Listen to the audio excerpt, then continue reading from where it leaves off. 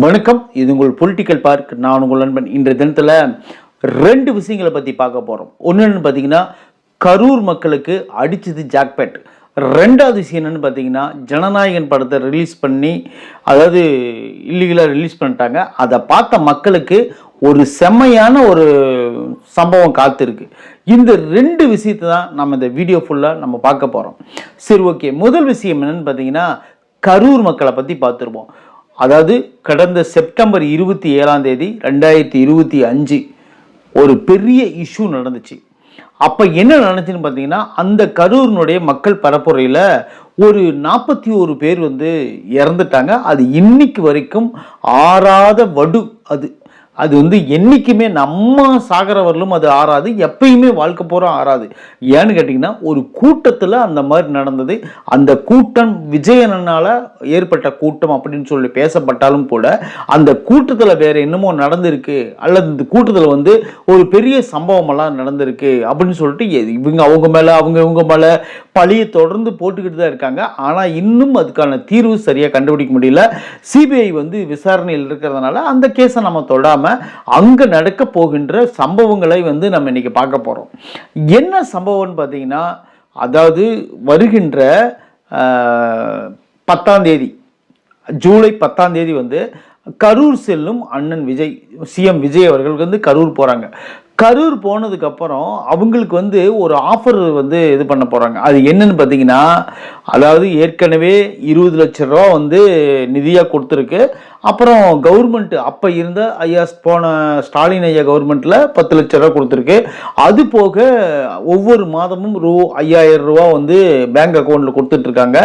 அது போக அவங்களுக்கு மருத்துவ காப்பீடு 5 லட்சம் ரூபாய் பண்ணி வச்சுருக்காங்க.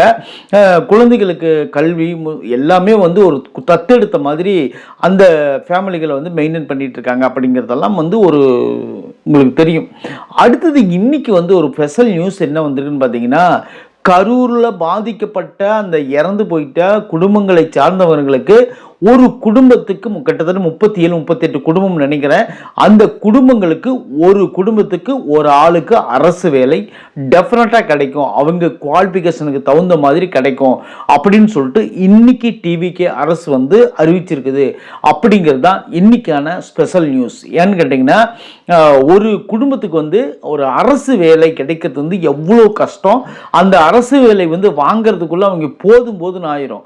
ஏன்னா கடந்த காலங்களில் ஒரு அரசு வேலை சாதாரண ஒரு 3-4 இயர்ஸுக்கு முன்னாடி, ஒரு 5 வருஷத்துக்கு முன்னாடி, ஒரு 4-5 வருஷத்துக்கு முன்னாடி அது சத்துணவு அம்மாவுக்கு ஒரு சத்துணவு சாப்பாடு செய்கிற சத்துணவு டீச்சருக்கு இந்த மாதிரி ஒரு ஆள் எடுக்கும்போது கிரிஞ்சபட்சம் 2 லட்சம் ரூபாயிலிருந்து 5 லட்சம் 10 லட்சம் வரலும் அதில் பேரம் பேசினாங்க. ஏன்னு கேட்டிங்கன்னா, அந்த வேலையை வாங்கிறதுக்காக மக்கள் முண்டி அடித்தாங்க. காசு போனாலும் பரவாயில்ல, கவர்மெண்ட் வேலை. அதாவது ஒரு பழமொழியே இருக்குது. என்னன்னு பார்த்தீங்கன்னா, காசு வாங்கினாலும் அது கவர்மெண்ட் காசாக இருக்கணும் அப்படின்னு சொல்லிட்டு ஒரு பழமொழியை வச்சுருக்காங்க. ஏன்னா கவர்மெண்ட்டில் வாங்கினாதான் அது நிரந்தரமான சம்பளம், நிரந்தரமாக நம்ம வேலைக்கு போகிறதுக்கான ஒரு உத்தேசம். அப்படிங்கிறது நம்ம மக்களுடைய ஒரு பெரிய ஆசை. இப்போ அதை என்னாச்சுன்னு பார்த்தீங்கன்னா, அந்த 41 உயிர்கள் இறந்தாங்கல்ல, அதுக்கு பிராய்ச்சித்தமாக இத்தனை சலுகைகளும் அவங்களுக்கு செஞ்சு கொடுத்துருக்காங்க. இதெல்லாம் செய்யணும் கண்டிப்பாக. ஏன்னு கேட்டிங்கன்னா, அவங்கள அனாதையாக விட்டுறவே கூடாது. அதுக்காக விஜயன் எடுத்திருக்கக்கூடிய சூப்பரான முடிவு தான் இன்னைக்கான இந்த அரசு வேலை. கிட்டத்தட்ட 37-38 குடும்பம் நினைக்கிறேன். அந்த குடும்பங்களுக்கு எல்லாத்துக்கும் வீட்டுக்கு ஒருவருக்கு, அந்த குடும்பத்தில் யாராச்சும் அப்பாவா இல்லை அம்மாவா அல்லது அந்த குழந்தைங்களா அல்லது பார்த்தீங்கன்னா அந்த வீட்டில் யாருக்கு முக்கியமாக குவாலிஃபிகேஷன் அவங்களுக்கு இருக்குதோ, ஒருவேளை படிச்சிருந்தா படிச்சதுக்கு தகுந்த மாதிரி வேலை, அல்லது படிக்கலைன்னா படிக்காததுக்கு தகுந்த மாதிரி வேலை அப்படின்னு சொல்லிட்டு டெஃபினட்டாக அரசு வேலை கண்டிப்பாக கொடுப்போம் அப்படின்னு சொல்லியிருக்கிறது இன்னைக்கான ஒரு ஸ்பெஷல் நியூஸாக நம்ம பார்க்குறோம். ஏன்னு கேட்டிங்கன்னா, அந்த 41 உயிர்கள் நம்மக்கிட்ட திரும்பி வரப்போகிறது கிடையாது. ஏன்னா இருக்கிற அந்த குடும்பங்கள் கஷ்டப்படக்கூடாது. அந்த இறந்து போனவங்க இருந்தாங்கன்னா அந்த குடும்பத்துக்கு என்ன செய்வாங்களோ அதை வந்து விஜயகண்ணன் வந்து நான் செய்கிறேன், இனிமேல் வந்து உங்களுக்கு யாரும் இல்லைன்னு நினைக்காதீங்க. அன்னைக்கு மகாபலிபுரம் ரெசார்ட்டு கூப்பிட்டு அவர் பேசுனது கூட அந்த விஷயத்தான் சொன்னாராம். என்ன சொன்னாராமா, நான் கேள்விப்பட்டேன், சில பேர் சொன்னாங்க என்கிட்ட. அதாவது என்ன சொன்னாராமா, உங்களுக்கு வந்து ஒருத்தர் இறந்துட்டாங்க உங்க குடும்பத்துல அப்படின்னு நீங்க நினைக்காதீங்க. உங்க குடும்பத்துல அண்ணனா, ஒரு தம்பியா, அல்லது வந்து ஒரு தோழனா, உங்க கூட இருக்கக்கூடிய உங்க மகனா, எல்லாவுமா நான் உங்க இருப்பேன். ஓகேவா? உங்களுக்கு ஒரு ஆள் இல்லைன்னு நினைக்காதீங்க. என்ன இந்த விஜய் வந்து உங்க வீட்டில் ஒரு ஆளாக ஏற்றுக்கங்க. ஏன்னு கேட்டிங்கன்னா, நான் வந்து அந்த இடத்துல நடந்தது யாருமே எதிர்பார்க்க முடியாதது. ஒருவேளை இது சதியாக இருந்தால் நம்ம கண்டுபிடிச்சிடலாம். ஒருவேளை இது வந்து தானாக நடந்துருந்துச்சுன்னா இதுக்காக நான் வந்து உங்கள் வீட்டு பிள்ளையாக நான் உங்களுக்கு வந்து நீங்கள் என்ன தத்தெடுத்த மாதிரி வச்சுக்கோங்க அப்படிங்கிற மாதிரிலாம் ஆறுதல் சொல்லி உண்மையிலே மனசு உடஞ்சி அழுதுருக்காரு. அப்படிங்கிறது எவ்வளோ ஒரு வலியான விஷயம் நினச்சி பாருங்களேன். அது கூட்டத்தில் அந்த குழந்தைங்க இறந்தது, அந்த ஆட்கள் இறந்ததெல்லாம் வந்து அப்படியே ஒவ்வொருத்தரும் சொல்லும்போது அவ்வளோ ஒரு மனசு வலியாக இருந்துச்சு உண்மையிலே. அதை வச்சு நிறைய பேர் அரசியல் பண்ணாங்க, அது வேற விஷயம். ஆனால் இந்த மாதிரிலாம் பண்ணாங்க. இதுக்கெல்லாம் பிராய்ச்சித்தமாக விஜயகண்ணன் வந்து வீட்டுக்கு ஒருவருக்கு வந்து அரசு வேலை கொடுக்குறேன் அப்படின்னு சொல்லியிருக்கிறது உண்மையிலே வந்து பாராட்ட வேண்டிய விஷயம். ஜூலை 10ஆம் தேதி அங்கே போகிறாரு. ஒருவேளை இதை வந்து அறிவிக்கிறதுக்கும் அங்கே வாய்ப்பு இருக்குது அப்படின்னு சொல்லி தான் நம்ம வந்து எடுத்து சொல்கிறோம். ஒருவேளை அப்படி அறிவிச்சாருன்னா இதை விட ஒரு பெரிய பிராய்ச்சித்தம் வேறு எதுவுமே இருக்க முடியாது.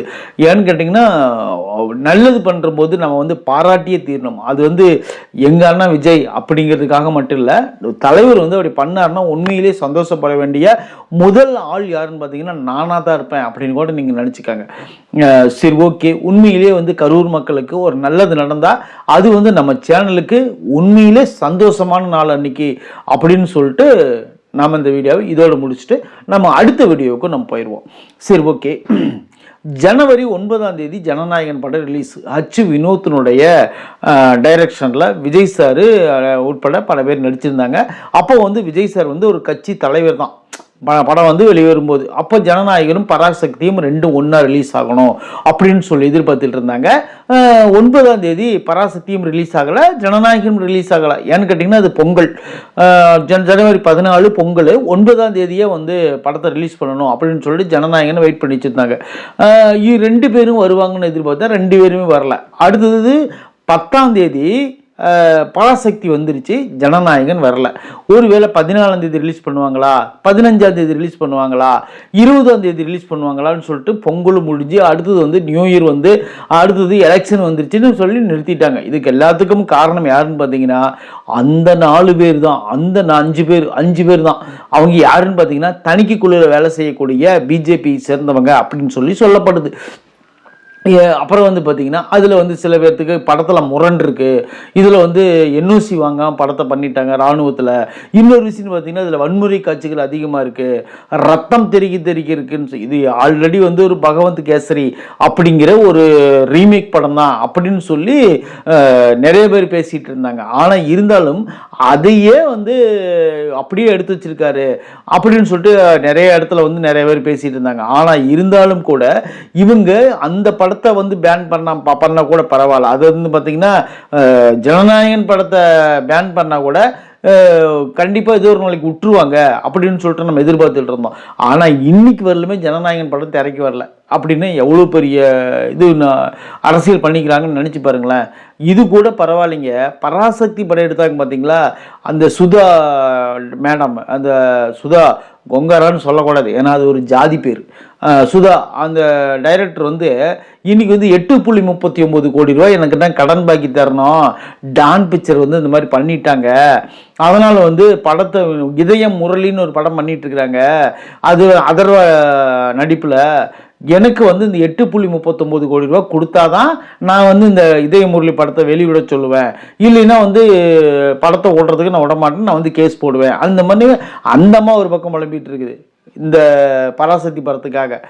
இன்னொரு விஷயம்னு சொல்லிட்டு பார்த்தீங்கன்னா இந்த ஜனநாயகன் படத்தை ஆன்லைனில் அது எடிட்டர் வந்து வெளியிட்டுட்டாரு, இந்த படத்தினோட எடிட்டர் வெளியிட்டுட்டாரு, எடிட்டிங் பண்ணுறதுக்கு ஒரு இடத்த கொடுத்துருக்காங்க. அவங்க என்ன பண்ணிக்கணும் பார்த்தீங்கன்னா, தனத்தை ரிலீஸ் பண்ணி ஒரு இன்ஜினியர் அவர் வந்து அவரும் சேர்ந்து 2 பேரும் வெளியிட்டுட்டாங்க.